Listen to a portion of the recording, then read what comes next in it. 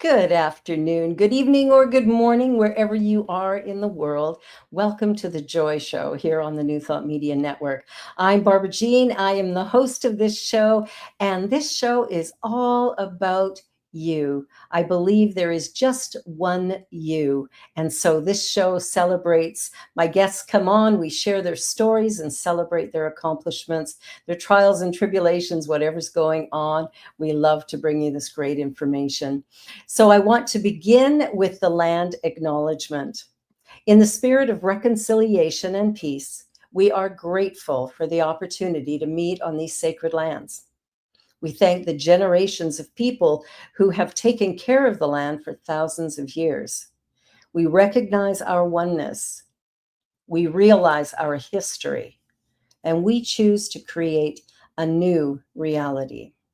We are one. Miigwech. Thank you. Well, my guest today is a remarkable individual. Michael is an animal communication behavior consultant and intuitive life coach. He helps people better understand and communicate with their animals and overcome behavioral challenges through intuitive animal communication. He also coaches people on how to improve their energy, find balance, clear blocks, and achieve their goals. His unique approach combines his extensive background and training with insightful intuition. Please welcome Michael Burke. Hi, Oh, I'm so glad you're here. It's so exciting what you do. And can you give me a little bit of background on how you got to this? yeah, gosh, it goes back to my childhood. As a kid, I was a very sensitive kid. I came from a big Irish Catholic family. I'm the youngest of six, three boys and three girls. And I mention that because, I think like that, the Catholicism, Mhm. there was a lot of belief in a higher power, in saints and angels, and I was named after Saint Michael, Michael the Archangel. And my parents were very, very strict conservative Catholic, but they were very much influencing us to pray and to be aware of things beyond our usual senses. And so there was a teaching of being aware of your intuition, but in this a little bit more of a dogmatic, religious perspective. But my brothers and sisters, who were all older than me, I was the youngest, and the oldest is 20 years older than me. So most of them are like a lot older, and they raised me in a lot of ways. And we'd be sitting around the dinner table talking about, like, my oldest sister was really into metaphysics, and she was into her vibes and astrology and tarot and Reiki. And my brother was really into UFOs and all of that stuff. And that trickled down amongst all of my siblings. And we would talk about our dreams and what we were picking up, and like, the our connection to our grandparents on the other side. And there was a lot of this in our environment, and it was very supportive of that. And so I, like, at my earliest age, I was exposed to all of this awareness. And so, and then animals, we had a dog, we had a cat, I had a ferret, and there were neighborhood animals, and I just tuned into them. I didn't think that it was anything different. I not only animals, I was tuning into people too. And I was aware of this because my mom would tell me that she could see how I would be sensitive and reading the room, and I would kind of just sit there and be looking at my brothers and sisters and just observing them. And I kind of give my mom this look like, okay, they're all like, what is all of this riffraff? They're nuts. And she would tell me that, like, wow, you're really intuitive. And so there was this, like, kind of celebration and encouragement of that, Nice. all within those, like, conservative religious constrictions, if you will. Right. So we weren't like a hippie family at all, um, as much as I wish we were. My brothers and sisters were, but anyway, I just was, I would feel myself feeling animals a lot in the neighborhood, my own animals, and I didn't think anybody was any different. It just Yeah. was what it was.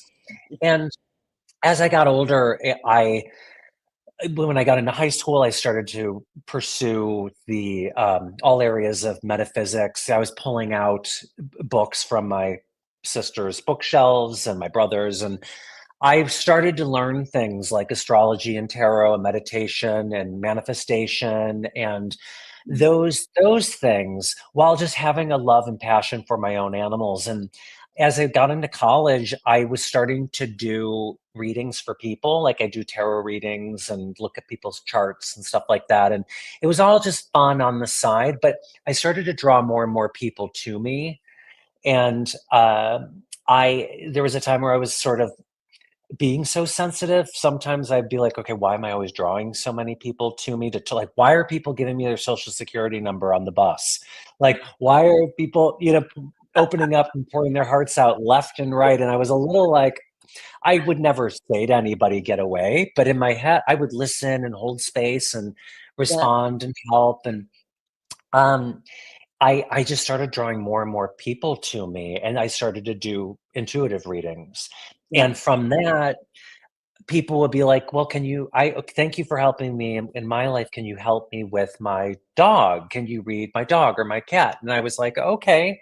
Well, I mean, I'm an animal person, and so I started to just do readings for animals, and that just started to escalate. Like more and more people were coming to me, and so it started to really like take off. I worked in corporate America. I worked in advertising sales. So at the time I went to college and I followed that whole path, having to support myself and but on the side, I was doing this kind of stuff because it really it just was happening. And I liked helping people and their animals and merging both. And then from that, a lot of times people were coming to me with issues with their pet's behavior, and I would tune into the animal and the person, and I would be like, okay, this is what your dog is thinking and feeling, and I can feel you.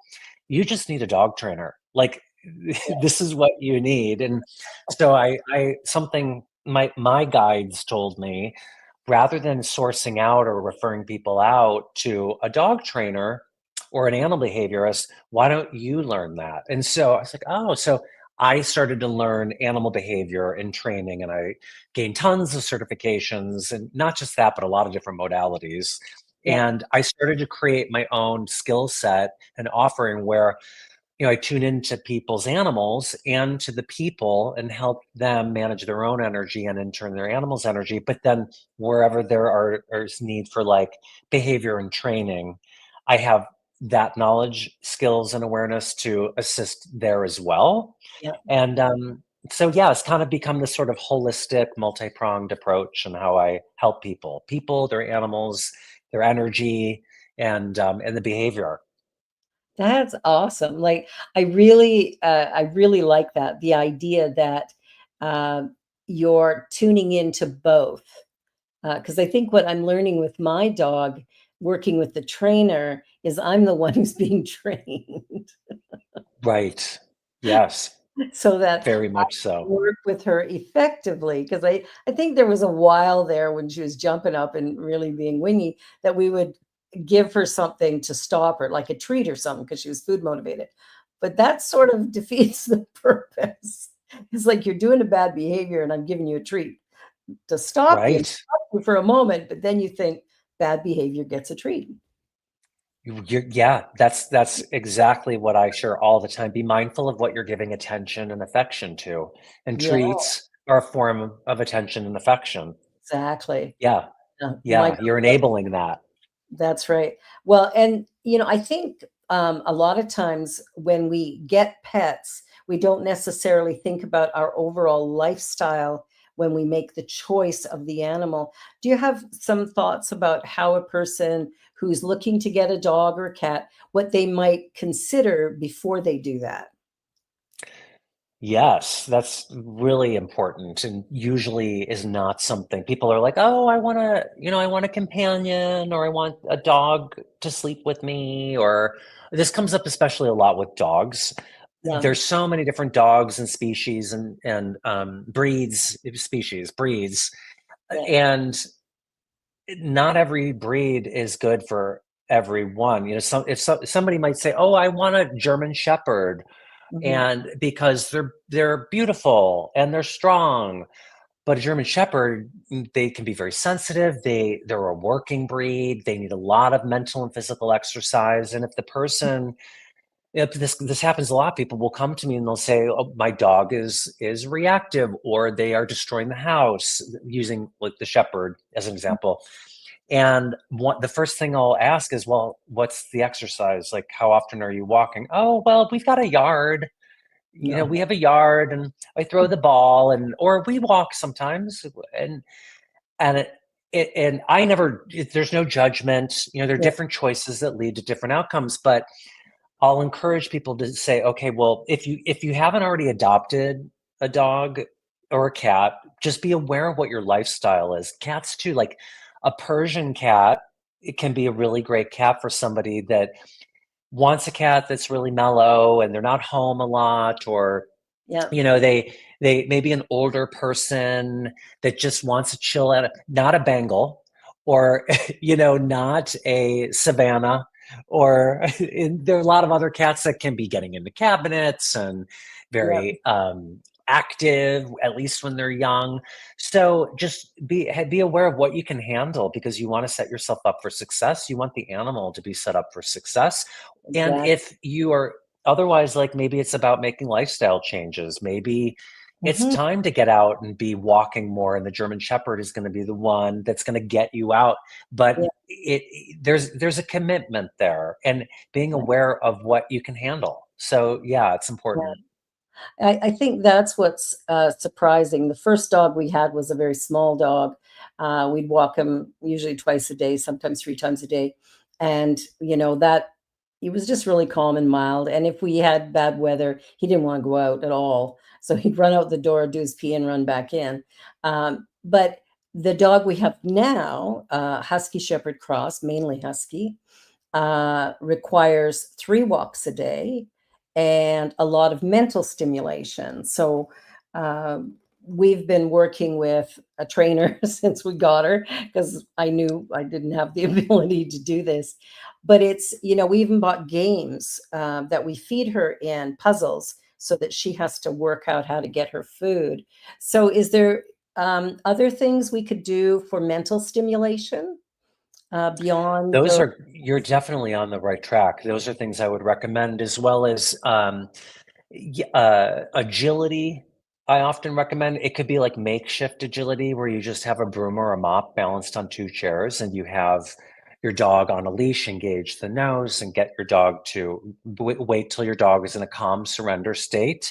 Mhm. This is another, not to go off on a tangent, but being mindful of really waiting for the dog to be in a full, not kind of like waiting for the cue, like, okay, I'm obeying, but they're not calm.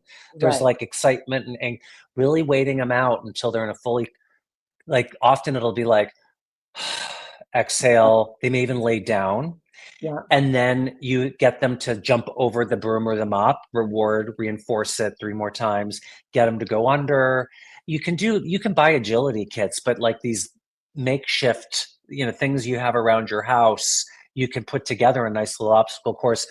Threshold work at the doorways, which is a similar thing, waiting for your dog to be in a fully calm surrender, not waiting to like get the cue to go out for the walk. Just like you could spend 20 minutes, 10, 20 minutes for your dog to finally be like, and lay down. That's Yeah. going to wear the dog out.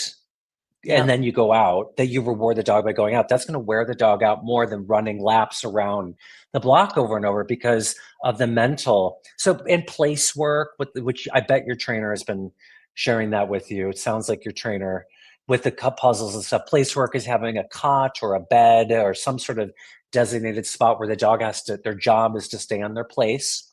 Yes. And you will, similar to teaching stay, but you go into it though with an energy of, this is your job and this is a good thing, and I'm giving you the opportunity to fulfill your needs. Energy is everything, Yeah. rather than like, oh, okay, we're going to work now. All right, go to your place. Nope, yep, you got off your plate. The frustration, the Yeah, annoyance, the sometimes even anger, or all of that, the emotion dogs and all animals can pick up on. So I always tell people, really be mindful of your intention, focus on what you want rather than what you don't want, and really radiate that energy, because energy is everything, and it the is. dog will feel that. Yeah, that's what I teach people in my classes is that mindfulness because it is so important. And I notice even with our dog, if, she starts kind of nipping at us a little bit, it's because she wants something. And I keep explaining that to my husband, but he just gets frustrated and he'll turn away from her to say, okay, you're not going to get any love when you do that. And that's fine. But she's actually asking for something. And Yes. she's a puppy, and usually it's I want to go out to pee or Mhm. whatever. So I've picked up on that, and I'm reinforcing it with Pierre, but he's still a little bit unsure of what to do with this dog. But we're with the trainer a lot. We just every Good. time we finish a package, we start another one, and I think the next one we're going to do. I think there's one more advanced one, and then we'll go into like scent training. Uh, You 'Cause took the word. I was going to say scent training is great too. Yeah. yeah, because I thought that would be a really good thing for her. There's so many things to be aware of when we get a pet. I remember when we looked at getting our first dog, just going online and researching the breed to Hmm. get a sense of what is going to be my commitment. And so I think Yeah. there's a lot of things that we have to think about. Now, when it comes to getting a trainer, do you have any thoughts about the best way to research that or how to find somebody who's good or dog walkers, that sort of thing? Yeah. Well, certainly, word of mouth, or maybe it could even be, asking around, or if you see somebody in your neighborhood or at the dog park and you're liking their behavior, Mhm. ask. Referrals are often a good way of finding a trainer. And I know in the dog training world, there's a lot of different techniques and modalities, and there's a lot of judgment too. Like, dog trainers are always often criticizing and judging other dog trainers' methods and modalities. And there's like positive reinforcement and force free. And there's all as if like, oh, this is so sometimes there can be this sort of like righteousness about one way or another. And so just using your intuition, checking out reviews sometimes on Yelp or Google reviews. Most importantly, though, it's like word of mouth. And maybe even if you find a trainer, ask them like, hey, do you have any other clients that I could speak with? Or Instagram is a lot of dog trainers are on Instagram now and are doing a lot. They're demoing on Instagram, and so just seeing what they're doing, they're demoing, and then maybe their comments that they have, and how other sometimes people will comment and will be like, "Oh my God, I love my dog is so great." There are a lot of reviews in the comments, Yeah, and sometimes they're all often on social media. There can be like the haters too, and so right. there can be people in the comments that are really combative. Um, it- but maybe you'll get an idea of how the trainer is responding to the comments with light and love, Yeah, and if a trainer is being really combative and negative in the comments, well, that might be insightful too. Like, oh wow, this trainer is like really intense. So that would be the way I would approach it. mhm. And there's so many out there too, There there are. Well, I know the first thing we did when we were waiting for our first appointment in person, because we're doing one-on-one, we actually went online and started watching some videos and just seeing how they were handling different things. And we found one in Ontario here, McCann Dogs, and they were really good and seemed gentle and very positive in their approach. And I go intuitively into everything. That's my guide. If it doesn't feel right, I'm not going to do it. So it's that I think is one of the things I love about you, is that you're using this intuition and really helping people to realize the power of it, because Yes. that will tell you everything you need to know. If it feels wrong, it probably is. Correct. Yes, That, yeah. correct. Yeah, and knowing where to tune into yourself too, and because sometimes there can be, for some people, it's like, oh, I don't want to do that. I don't like them, or I don't like that. And sometimes that can be there's an we get so comfortable, and there's an opportunity to grow and expand beyond our comfort zone.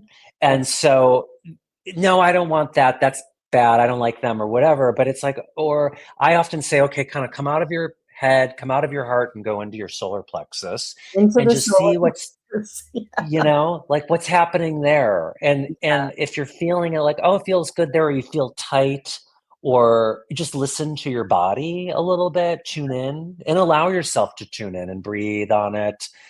Our bodies will share a lot of truth in those moments, and at least just like maybe it's like, no, I don't like them, like I really I don't, or that doesn't feel correct for me. Okay, Yeah. well, good, then maybe that is the highest road to Mhm. take. But I know how I'm a Taurus, and so I can be very set in my ways, everything predictable.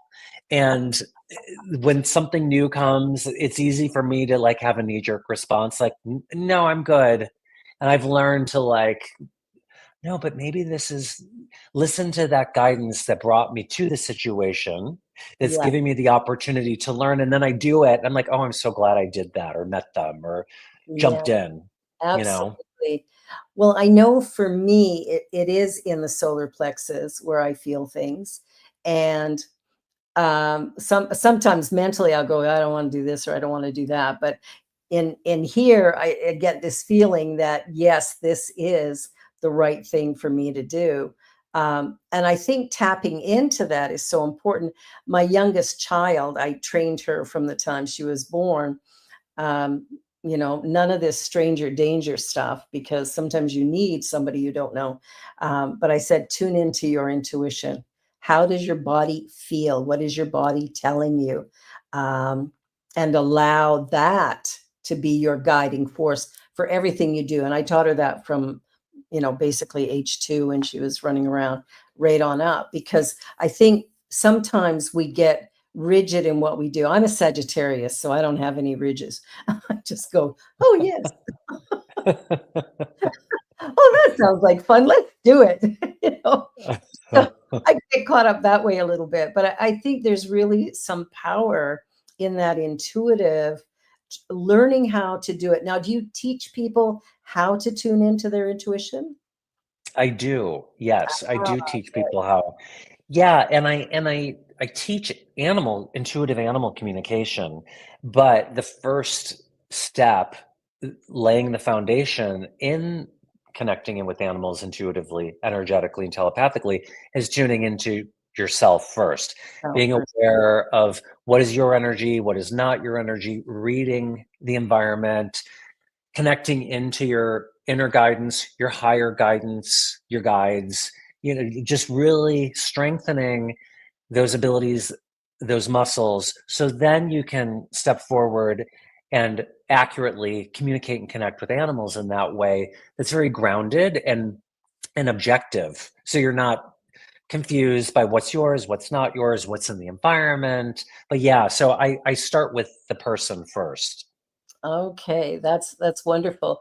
And so when you were doing all your training, because you've done a lot of stuff, which is quite amazing. I teach metaphysics, so it was great to hear you talk about that. And every time I talk to you, it's like, yeah, yeah, we speak the same language.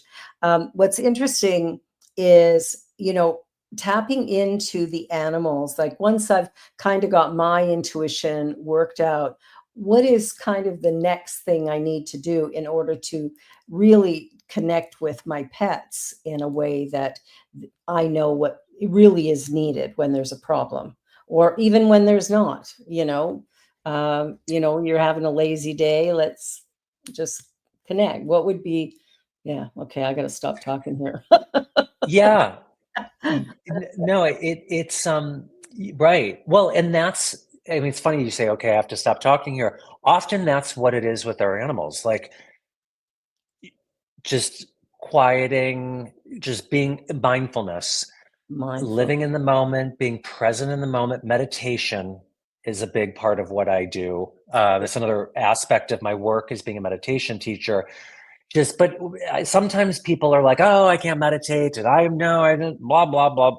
I'm respectful of that too. Everybody's different, and one size doesn't fit all.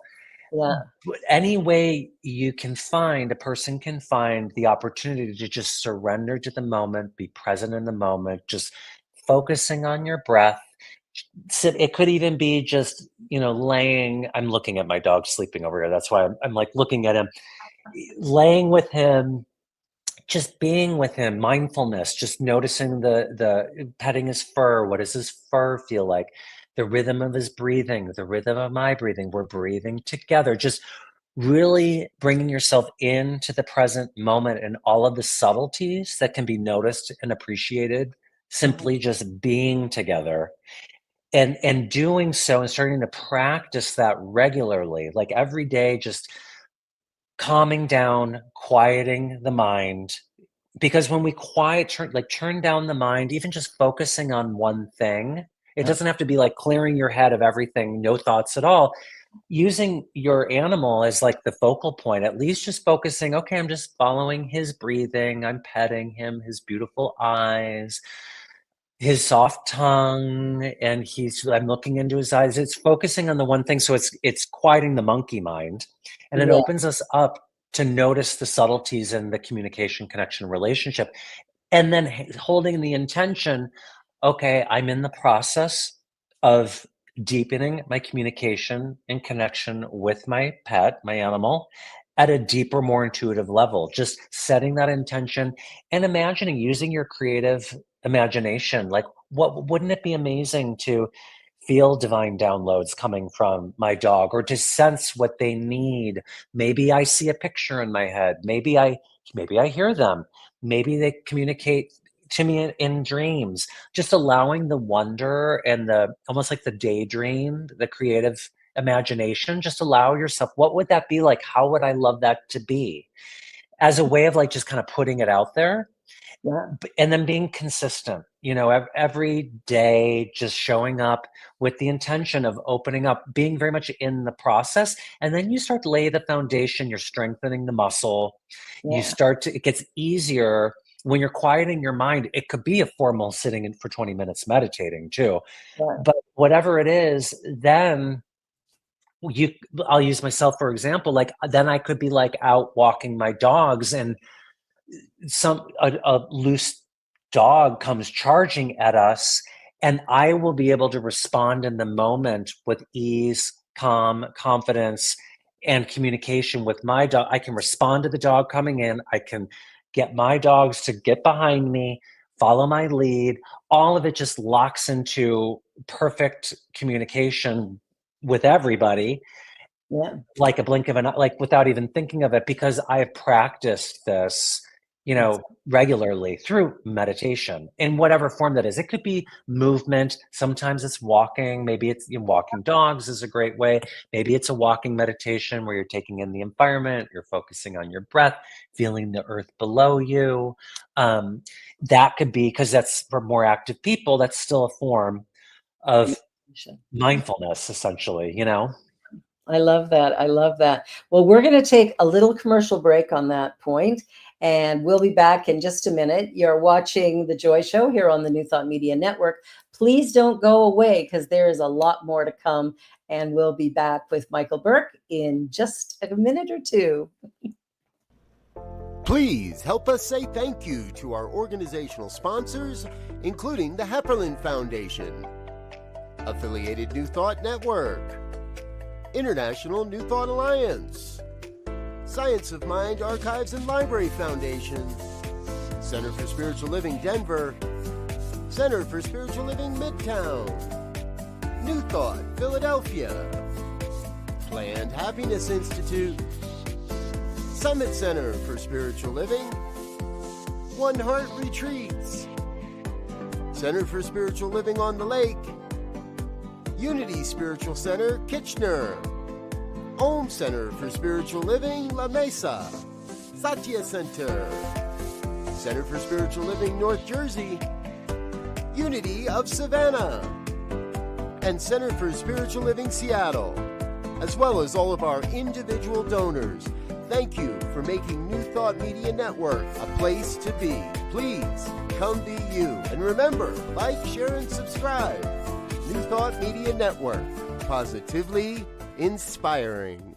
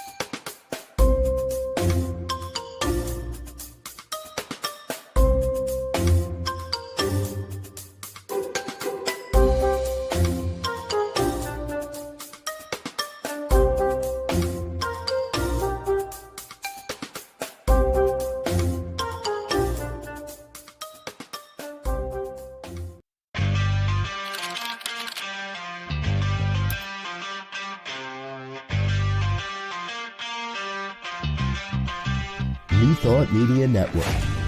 We are a global broadcast network of positive music, media, and entertainment, inspiring humanity's evolution along the journey of enlightenment and creating a world of love, peace, empowerment, and prosperity for all. New Thought Media Network. Positively inspiring.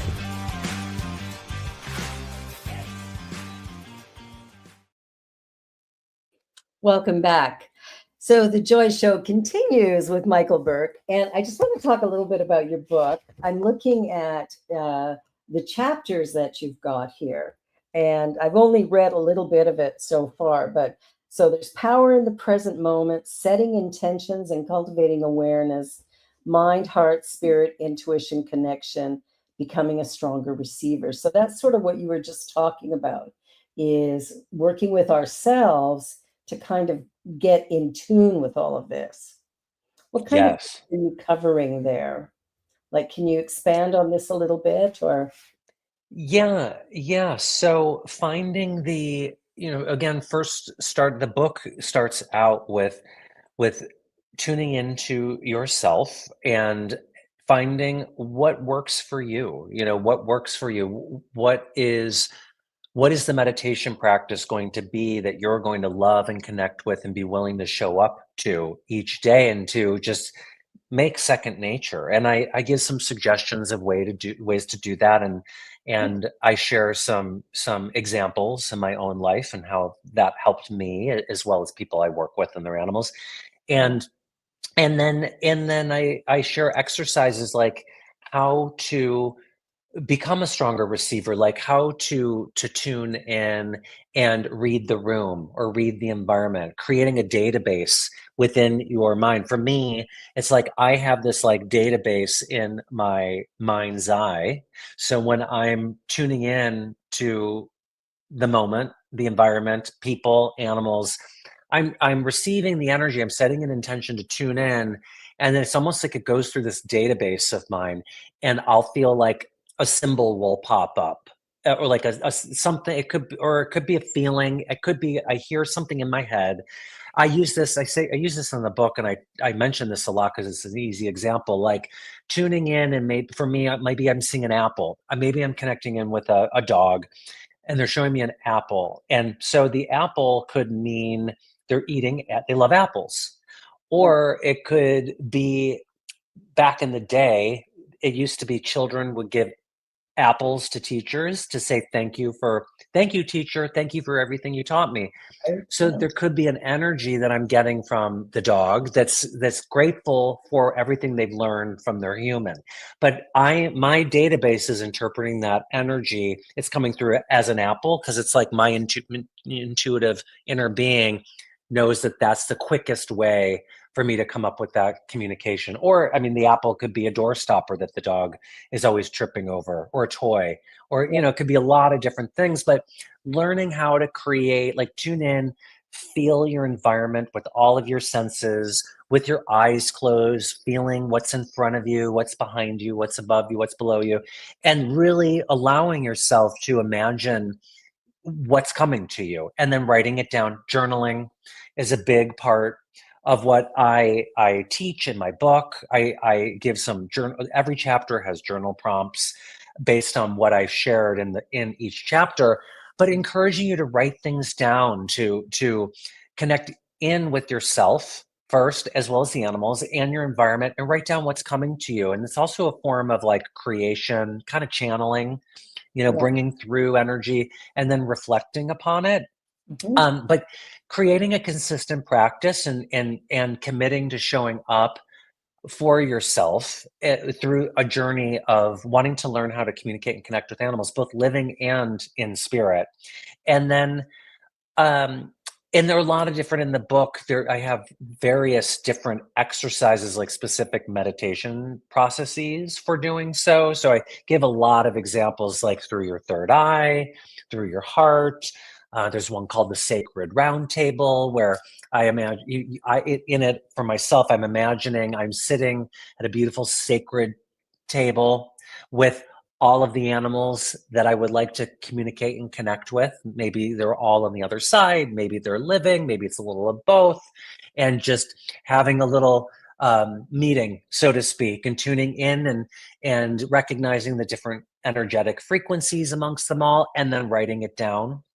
Okay. So, and then like the third part of the book goes into, okay, once you've strengthened the muscles and you've practiced some of these techniques and figured out what you like and maybe what maybe doesn't resonate, starting to take it out into the world. And I say the subheading of the title is co-create a meaningful life and deep connection with animals. And this is all about manifestation practices, Yes. manifesting with your pets. And that can go into training, as we were talking about, like really being mindful of what you are visualizing and feeling and projecting for them. And if you're focusing on your dog not sitting while you're asking them to sit over and over, the dog is like, okay, well, you're telling me to sit, but I'm seeing and feeling in you me So not sitting.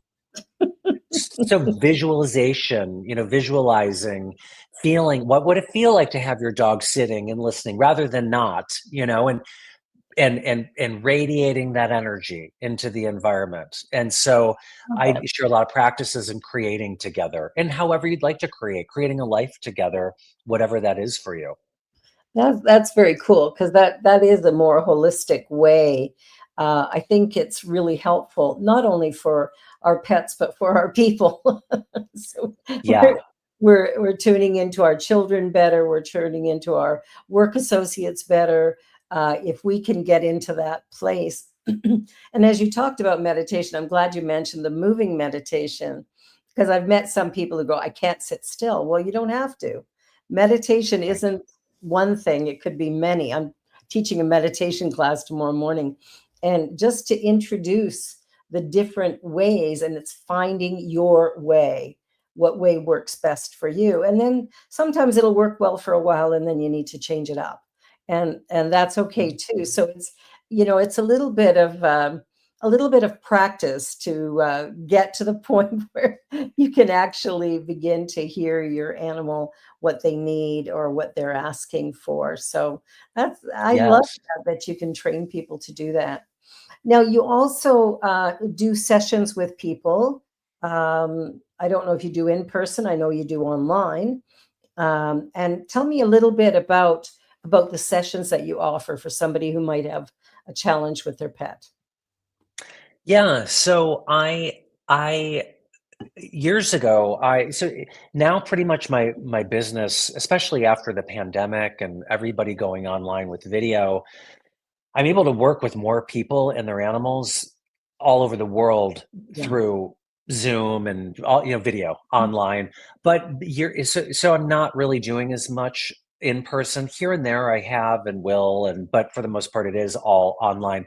Also the phone. Years ago I was doing sessions just over the phone, and people will be sometimes are like, how is that possible? But energy is everywhere. There's no bounds, there's no limits.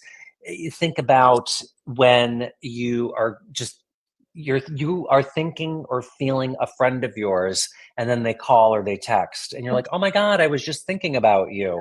Up and go. There's the connection there. And or I'll use the example of like telephones and the Wi-Fi. We're able to connect right now. How is that possible? How am I able to see you? Because Yes. energy is limitless. And so there's a way of me, just what I'll do is, like on the phone sessions, I'd have people email me a photo and I get on the phone with them, and it could be multiple photos or one, doesn't matter, but I just set an intention to tune into the photo. And I have my practices of just, and which has become over the years quick. I could just right away quickly tune in, and then I just feel into the animal and allow whatever comes to me.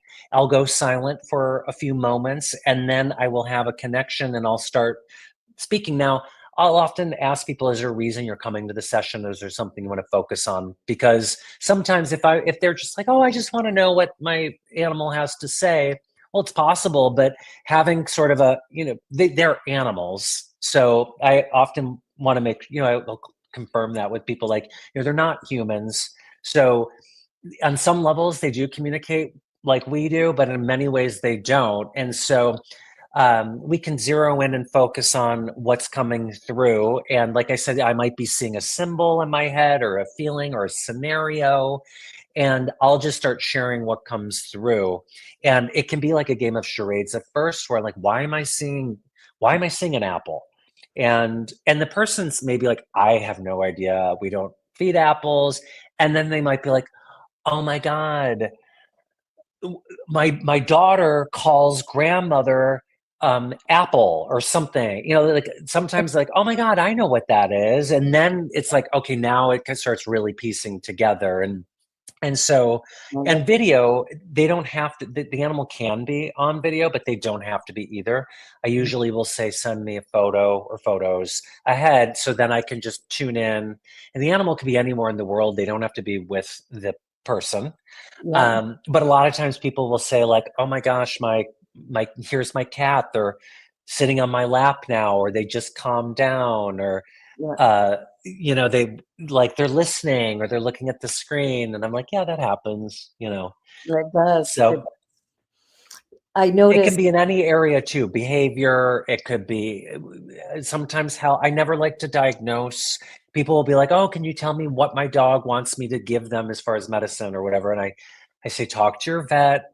Yeah, Disclaimer, I can tune in and share what I'm feeling from them, but and it can be health related, like, oh well, there is like something kind of lighting up in their body here or there or whatever, or yeah. I'm feeling a response to something you're giving them. But it can be in that area too. I cut you off. What were you going to say? No, that's quite all right, because that's great information. Because I think sometimes people are going, should I do this medication? Should I do that? And that's really not your field. So good for you to pass them on to somebody else. I think one of the things that uh, I've thought about is how the animal, um, will have a certain behavior that, and I mentioned earlier, our dog doesn't really like going to the vet. Now, that's not unique. There's lots of animals who don't like going to the vet, but she's fine going to the vet until it's time for the exam. And then Hmm. she gets aggressive, actually. And given that she's a big dog, that is a concern. Um, so I'm wondering what could be the trigger of that, if it's fear, or like she's never had really bad experiences, like she was she's been well treated since she was born. So there's nothing, she hasn't had somebody attack her or whatever. And she loves people, but there's something there. I don't know if you can feel anything around that, but I'm just curious what your thoughts are about that aggressive behavior. Yeah. So with there was something that imprinted her in the examination room. I know you Mhm. met before we got on the call, you were talking about there was the one vet that was a little Scared of there. her. Yeah. Yeah. And so your dog it was picking up at a young age, picking up on that energy. It was coming in like on insecurity. A lot of times for me in this situation like this, I will feel the dog with this is my database articulating it with the dog with question marks above their head and air bubbles. And here's the doctor coming in saying one thing like, "Oh, sweet doe, you're, good girl, whatever." Coming forward as one thing, or as a doctor, I'm the doctor, confident doctor, I know all, but their energy question marks and air bubbles above the doctor's head. Yeah. And so your dog is like, all right, I got questions, you got questions. I'm not getting the answers, the assurance that I need in this moment where I don't know what's going on. And I'm smelling a lot in here. I'm smelling fear from other dogs. I'm smelling blood. I'm smelling urine. I'm smelling a lot of, and it's a little stifling in here, and there's metal, and it sort of becomes a perfect storm. But that person is coming in, and there's just this sensitivity, oh, like knee-jerk response, feeling like the walls are caving in. And it was just a quick thing. But when a dog is that young, they're Mm. very impressionable, and that's young too. I didn't before I didn't say anything, but that is very young to have a reactivity and clearly responding to the energy in the moment. And that doctor, and now you have an imprint, and now there is a story, and now everybody's like, she's aggressive, she needs to be muzzled, she doesn't like the vet, she's great with and it becomes the story, and that the dog is holding on to, and and it's nobody's fault or anything, but it can sort of be challenged. It's almost like the dog can't win in a sense. They can, but it's sort of like, oh, okay, right. And so then the next time the dog goes into the vet, oh, right, I'm smelling this and the floor and the metal and feeling my human owner's energies. Are you going to bite again? Do we need to muzzle you? Oh, right. All of these imprints. And here we are again. And it starts to like build that response. So this is actually a really the ideal time to sort of let go of the story, even though it's happened. It is what it is.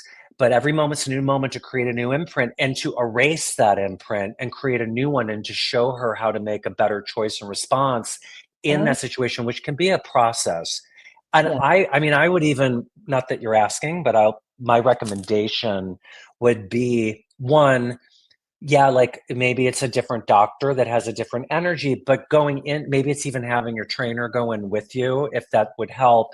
Going into the moment and just sometimes dogs will go through fight mode, flight mode, avoid, Mhm. and then surrender. And so sometimes when you're like rehabilitating a dog Mhm. to get over something, sometimes you have to sort of like allow them to go through fight. They want to like fight. No, you're just calm confidence. Flight, they want to get out of there. You're just calm, holding space.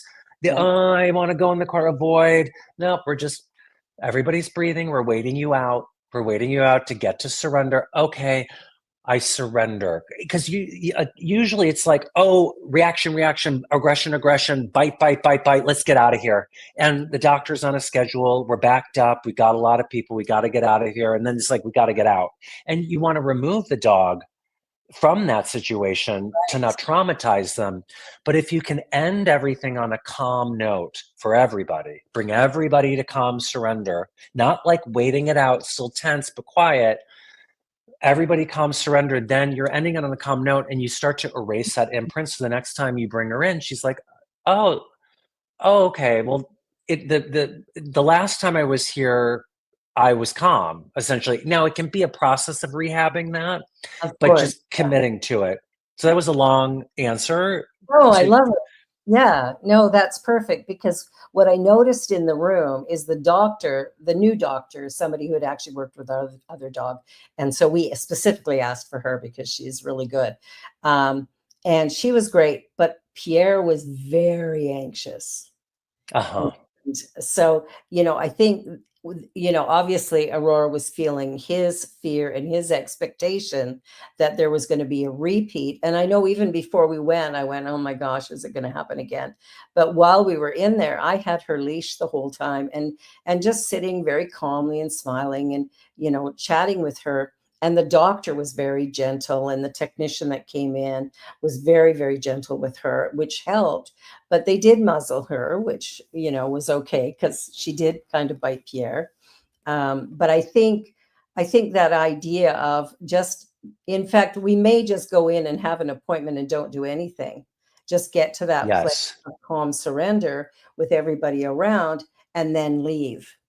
And so we're Yes. leaving on that positive note because she does get into that calm surrender at home. We'll put her, okay, go to your bed. We have a little mat in the living room, and that's where she has to go. And she relaxes there, and she's fine. So I think I really love that advice. So that's wonderful.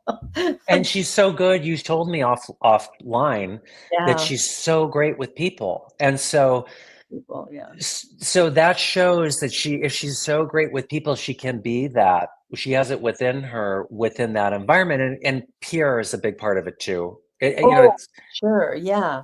Because he wants the best for her and he's trying to do everything perfectly, and nobody does things perfectly. I mean, we do our best. That's the best we can. yeah. So, I'll do some work with him and we'll read the book together. I think that will help as well to get him to, just come back to get him to come back to calm surrender because he loves her a Yeah. lot and he wants her to be perfect and he wants everybody to like her, and she's a dog and she's going to bark sometimes and she's going to jump up sometimes, and it's like when my daughter puts her leash and halter on, she just does it for her. I mean, she resists a little bit, but Genevieve just sits with her and she comes and sits and she gives her a little treat, lets her sit, and she'll do shake a paw and then she'll put her collar and stuff on. And Pierre will have to wrestle her for the same process. So it's, yeah, we'll work on the husband first. Yeah, like him really feeling the energy of being a calm, confident leader. Being radiating that clear intention, calm confidence, and whenever we're human, things come up, but Oh, for as the sure. fear comes up or the worry, just like, all right, I'm going to pivot to like just like let it go and pivot to the opposite. Like Yeah, calm confidence, all is well. I'll sometimes say it's almost like being like a redwood tree, like yeah, big, ancient, beautiful, large, strong redwood tree that's grounded and unwavered. And no matter what happens, and she might be like, whoa, wait, wait, wait, you're just, and for the person to just embody that or whatever that visual will be for him, just yeah. to practice that. And it can shift, and it shows that Aurora, with your daughter and with you, she's different. So that shows that she can do it. Oh, yeah, for sure, for sure. So, yeah, this has been lovely, and I'm really hoping that the people who watch this will get a real sense of how they can work with their pets. Now, if somebody wants to hire you, they go to your website, which is michaelburke.com. Michael R, because my name is very Oh, Michael R. Burke. My good. name is like Matt Smith. It's very common. No disrespect to any Matt Smiths out there, but Yeah, but I get it to make sure that people go to the right place. yeah, michaelrburke.com, and they can yes, go there and get more information. They can book a time with you to work through some of this stuff. They can go out and buy your book. I have it right here. It's really, really great. I've only read the first two chapters, I think, but I'm going to read some more and get my husband to read it as well. So we're down to our last 5 minutes. Time goes by quickly on these shows. And what I'd like to leave people with is sort of one really good nugget that you could give. Like, what do you think the best thing people could get from this interview before we sign off? What was one thing they could do? I would say that each one of us, when it comes to our animals, has the power and ability to be the highest form of energy that is in service to ourselves and in turn to our animals, Mhm. offering support, presence, guidance, leadership, love, and connection.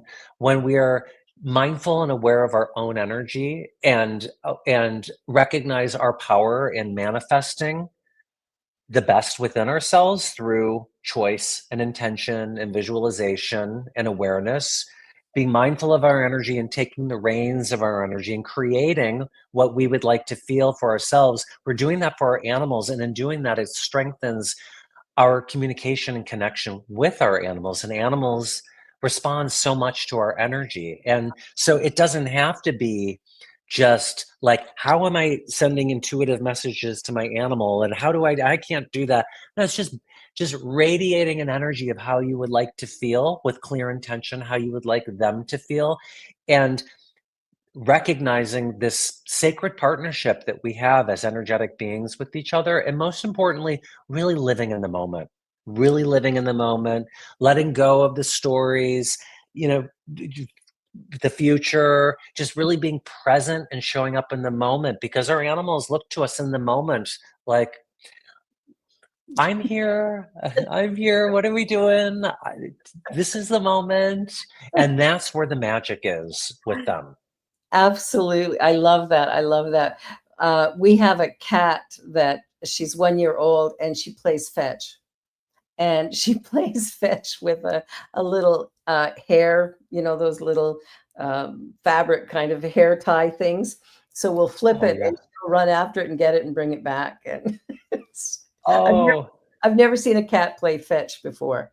Our dog doesn't do it yet. Well, she does it a little bit, but not as much. But it's fun to watch the cat do it because I've had cats my whole life. I've never seen a cat do this. And she's pretty good. Like you'll throw it, she'll grab it in the air. Like she's she oh wow. just loves these little hair ties. They're the best thing in the world. But I just want to I love say, it. thank you so much for being here. This has been a fun conversation.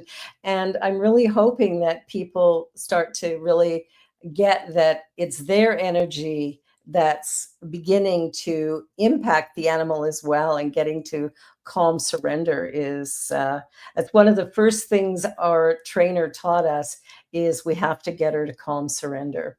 And so when he comes to the door, she has to be in calm surrender and stay that way when he comes in. She loves him. So when he comes in, so she's not jumping all over him, and he won't go near her until she's in that calm surrender. So it's I love your trainer. oh, he's so good. He's so good. We just love him. So I'm just really grateful for this. I'm so grateful you were on the show, and I know people are going to learn a lot from you. Thank you, Michael. You're a gift to all of us, and we'll be talking again soon because I'd like to book you as well. Oh, well, thank you for having me. I'm honored to be here. I'm honored Oh, to be here. great. And for everybody watching, please like, share, subscribe, and you can even donate to the New Thought Media Network. And be sure to check out michaelrburke.com. Have a wonderful week. Thank you, Michael. Bye, everybody. See you Bye. next. Thank you.